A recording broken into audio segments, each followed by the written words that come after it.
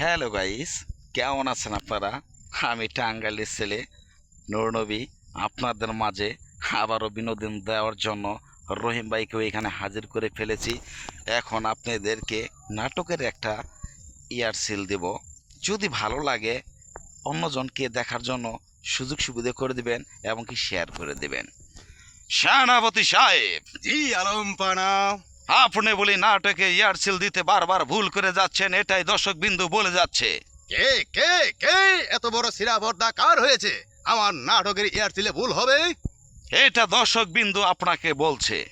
কারণ আপনি একটি নামি দামি অসম্ভব সামসলে বাপ, আপনি একটা নামি দামি গণ্যমান জগন্মান ব্যক্তি, আপনার সামনেই এই ধরনের কথাবার্তা বলতে পারে এ ধরনের কার সাহস হয়েছে?